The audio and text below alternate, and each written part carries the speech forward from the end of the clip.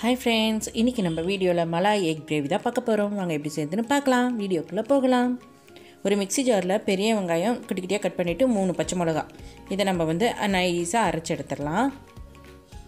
இப்போ அரைச்சு எடுத்தாச்சு. இப்போ நம்ம எப்படி செய்யணும்னு பார்க்கலாம். ஒரு கடாயில ஆயில் போட்டுட்டு இந்த அரைச்ச விழுதை நம்ம இதல ஊத்திடலாம். தண்ணி எல்லாம் சேர்க்க கூடாது ஜார்ல. அந்த அரைச்சதை அப்படியே நம்ம சேர்த்திக்கலாம். சேர்த்திட்டு இதை நல்லா மிக்ஸ் பண்ணி விட்டுக்கலாம். நல்லா சுண்டணும்.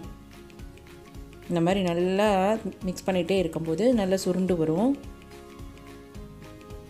பார்த்தீங்களா, அந்த வெங்காயத்தில் இருக்கிற தண்ணியெல்லாம் அப்படியே வற்றிட்டு வரணும். இந்த மாதிரி இப்போ இந்த ட்ரை ஆயிடுச்சு. இப்போ நம்ம ஸ்டவ் ஆஃப் பண்ணிடலாம். ஆஃப் பண்ணிவிட்டு நல்லா பால் பச்சை பால் இருக்குங்களா, அதை காய்ச்சி ஆற வச்சுருக்குது. அதை நம்மளுக்கு ஒரு டம்ளர் சேர்த்திட்டு நல்லா மிக்ஸ் பண்ணி விட்டுக்கலாம். இது ஒரு 3 நிமிஷம் நல்லா கொதிக்கட்டும். அதுக்கப்புறம் கொதிச்சதுக்கப்புறம் கரம் மசாலா 1 டேபிள் ஸ்பூன், ஜீரகத்தூள் 1 டேபிள் ஸ்பூன், மிளகுத்தூள் 1 டேபிள் ஸ்பூன், தேவையான அளவு உப்பு சேர்த்துட்டு நல்லா மிக்ஸ் பண்ணி விட்டுக்கலாம். இது ஒரு 2 நிமிஷம் கொதிச்சதுக்கப்புறம் பாயில் பண்ண எக்கை நம்ம சேர்த்திக்கலாம்.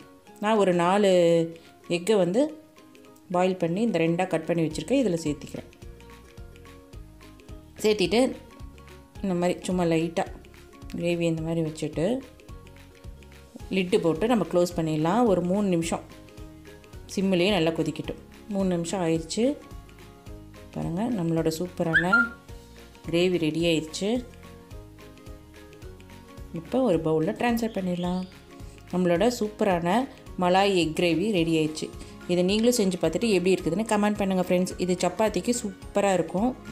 நம்ம ஃபாஸ்ட்டாகவும் செஞ்சு முடிச்சிடலாம்.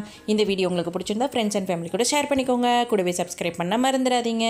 Tata Baba, see you, take care.